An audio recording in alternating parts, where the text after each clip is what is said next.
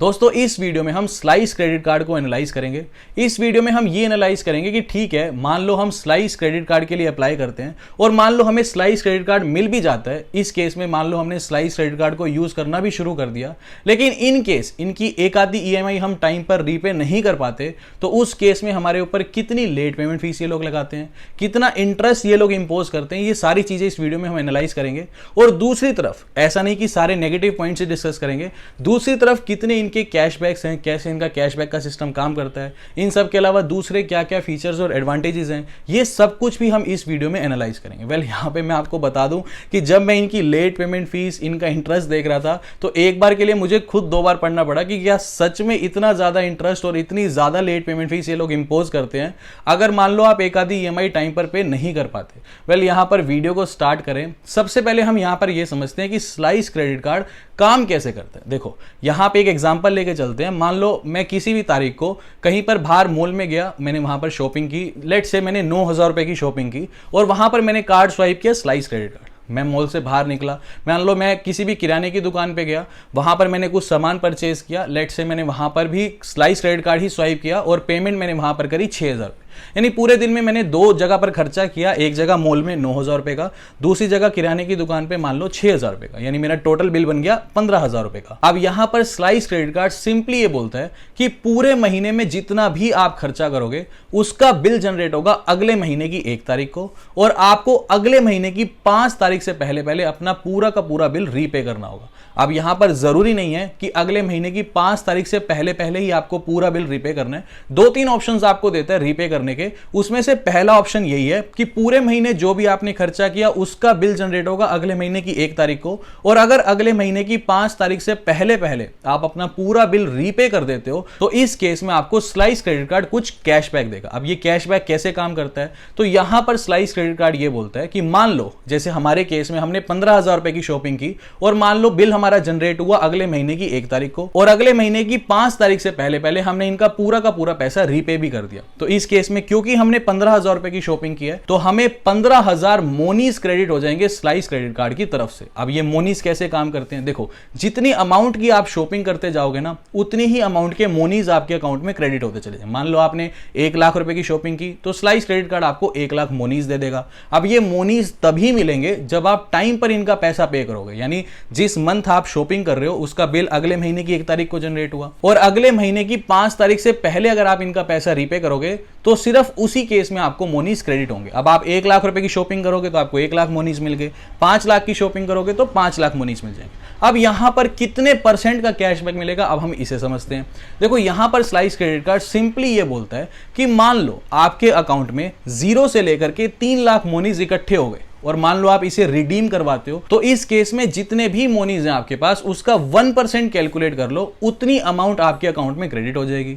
अगर आपके पास 3 लाख से लेकर के 5 लाख के बीच में मोनीज हैं, इस केस में अगर आप अपने मोनीज को रिडीम करवाना चाहते हो तो जितने भी मोनीज आपके पास हैं उसका 1.5% कैलकुलेट कर लो, उतनी अमाउंट आपके अकाउंट में क्रेडिट हो जाएगी। और अगर आपके पास 5 लाख से ज्यादा मोनीज इकट्ठे हो चुके हैं, उस केस में अगर आप अपने मोनीज को रिडीम करवाना चाहते हो तो इस केस में आप अपने टोटल मोनीज का 2% कैलकुलेट कर लो, उतनी अमाउंट आपके अकाउंट में क्रेडिट हो जाएगी। यानी ये लोग अपनी वेबसाइट पे मेंशन करते हैं कि अर्न कैशबैक अप टू 2%। तो यहां पर बहुत सारे लोग ये समझ लेते हैं कि हर ट्रांजैक्शन पे इन्हें 2% का कैशबैक मिलेगा। यहां पर लिमिट है, यानी इन्होंने बाइफरकेट किया हुआ है। अगर आपके पास 5 लाख से ज्यादा मोनीज है, उस टाइम पे अगर आप अपने मोनीज को रिडीम करते हो सिर्फ तभी 2% का कैशबैक मिलेगा। लेकिन अगर 0 से लेकर के 3 लाख के बीच में ही मोनीज है तो उस केस में 1% का कैशबैक मिलेगा। यानी यहां पे एक पॉसिबिलिटी तो है एटलीस्ट कि आपको 2% का कैशबैक मिल सकता है। वेयर दूसरी तरफ जैसे अगर मैं इनकी राइवल कंपनी की बात करूं जैसे कि यूनिकार्ड, उस केस में ज्यादा से ज्यादा ही सिर्फ वो लोग 1% का कैशबैक देते हैं, यानी वहां पर कोई ऑप्शन ही नहीं है कि आप 2% कैशबैक ले सकते हो। तो उस केस में मैं स्लाइस क्रेडिट कार्ड को बेटर मानता हूं कि ठीक है, मान लो अगर हम किसी भी दूसरे क्रेडिट कार्ड से भी कंपेयर करें तो मान लो ठीक है, हम मान लो आज मेरे पास कुछ मोनीज है, मैंने 1 लाख की शॉपिंग की, आप अपने मोनीज को रिडीम मत कराओ, ऐसे करके आप अपने 5 लाख तक मोनीज इकट्ठे कर लो। जब 5 लाख मोनीज इकट्ठे हो जाएंगे तब इकट्ठे मोनीज को रिडीम करवा लेना, ऐसे में आपको 2% का कैशबैक भी मिल जाएगा। दूसरी तरफ क्रेडिट कार्ड, ठीक है, आप कहोगे कि कुछ क्रेडिट कार्ड आपको 5% का कैशबैक भी देते हैं, कुछ क्रेडिट कार्ड आपको 10% भी देते हैं, लेकिन हर ट्रांजैक्शन पे नहीं देते, यहां पर हर ट्रांजैक्शन पे आपको कैशबैक मिलेगा। दूसरी तरफ एक और ऑप्शन जो स्लाइस क्रेडिट कार्ड हमें ऑफर करता है, मान लो इस केस में जैसे हम अपने एग्जांपल को लेके चलते हैं, हमने मॉल में शॉपिंग करी थी 9,000 रुपए की, ऐसे किराने की दुकान पे शॉपिंग करी थी 6,000 रुपए की, हमारा टोटल बिल बना था 15,000 रुपए। अब इस केस में अगर आप अपने बिल को रीपे करना चाहते हो ईएमआईज की फॉर्म में, तो यहां पे आपको 1/3 बिल पेमेंट की फैसिलिटी भी मिल जाती है। जैसे आपको इस केस में 15,000 का टोटल बिल बना, अब 15,000 को आप स्प्लिट कर दो, यानी 5,000 रुपए आपको इस महीने पे करने, 5,000 रुपए आपको अगले महीने पे करने, इसी प्रकार 5,000 रुपए उससे अगले महीने पे करने। अब इस केस में आपको मोनीस तो नहीं मिलेंगे, यानी आपको कैशबैक तो नहीं मिलेगा, लेकिन यहां पर आपको 1/3 पेमेंट फैसिलिटी मिल जाती है, यानी आपको अपना बिल 3 किश्तों में अब रीपे करना है। इसके अलावा स्लाइस क्रेडिट कार्ड की एक अच्छी बात यह है कि यहां पर ना तो आपको कोई ज्वाइनिंग फीस पे करनी है, ना ही आपको कोई एनुअल फीस पे करनी है। इन सब के अलावा अप्लाई करने का प्रोसेस कुछ ऐसा है कि आपको सबसे पहले स्लाइस क्रेडिट कार्ड की ऐप को इंस्टॉल करना है, अपनी कुछ बेसिक डिटेल्स एंटर करनी है, अपने पैन कार्ड का नंबर एंटर करना है, वहां पर आपसे वो इनवाइट कोड पूछेगा। इनवाइट कोड मैंने आपको नीचे डिस्क्रिप्शन बॉक्स में दिया हुआ है, अगर आप उस इनवाइट कोड को यूज करते हो तो सीधा 300 रुपए का आपको कैशबैक मिलेगा। यहां पर आपको अपना इनवाइट कोड एंटर करना है, उसके बाद अगर आप एलिजिबल हो, यानी आपने कोई भी पास्ट में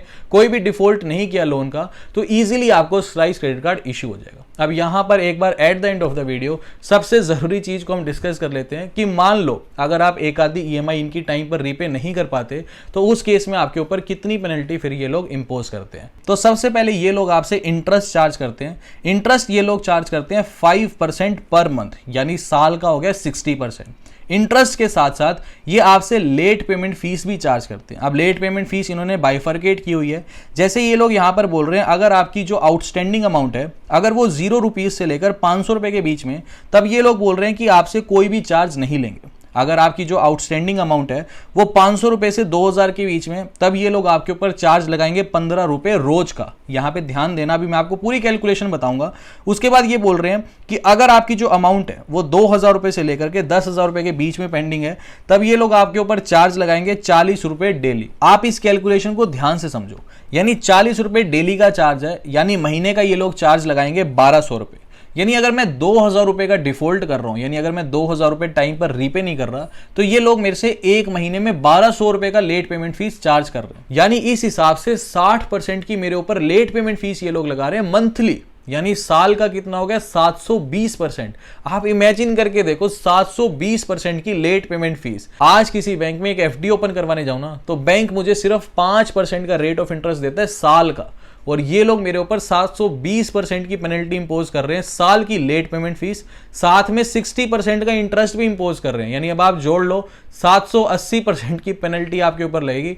यानी आप ये इमेजिन करके देखो कि मान लो किसी का 20,000, 25,000, 30,000 रुपए का लोन पेंडिंग है, मान लो वो किसी कारणवश कोई इमरजेंसी आ गई, नहीं भर पाया, आप इस पे कैलकुलेशन करके देखो कि 780% की पेनल्टी। मैंने ऐसे भी बहुत लोग देखे हैं कि लोन लिया है 20,000 रुपए, मान लो 1-2 साल रीपे नहीं कर पाए, टोटल अमाउंट बैंक ने बनाई हुई है 1,20,000, 1,50,000। यानी क्रेडिट कार्ड जो है ना, मान लो मैं ऐसा नहीं कह रहा कि स्लाइस क्रेडिट कार्ड ही मतलब इसके ही डिसएडवांटेजेस है, आप इवन किसी बैंक के भी क्रेडिट कार्ड को देखोगे ना, वहां पे भी बस यही डिसएडवांटेजेस, चार्जेस बहुत ज्यादा है। मान लो एक यूजुअल मैं किसी बैंक की बात करूं ना, क्रेडिट कार्ड की, बैंक के क्रेडिट कार्ड की, तो वो लोग भी 40-42% आपके ऊपर इंटरेस्ट लगाते हैं, 40-42% ही लेट पेमेंट फीस लगाए, यानी 80-90% तो वो लोग भी नहीं छोड़ते। लेकिन यहां पर बहुत ज्यादा पेनल्टी है। बस एक अच्छी बात यह है कि अगर मान लो आप स्लाइस क्रेडिट कार्ड ले लो, बहुत अच्छे फीचर्स हैं, ठीक है, हर ट्रांजैक्शन पे 2% का कैशबैक आप अर्न कर सकते हो। इन सब के अलावा बस आपको एक चीज का ध्यान ये रखना है कि अगर 1 तारीख को बिल जनरेट हो रहा है ना, तो उस चीज पे आपको पक्का रहना है कि अगर 1 तारीख को बिल जनरेट हो गया तो 5 तारीख से पहले पहले आपको पेमेंट करनी ही करनी है।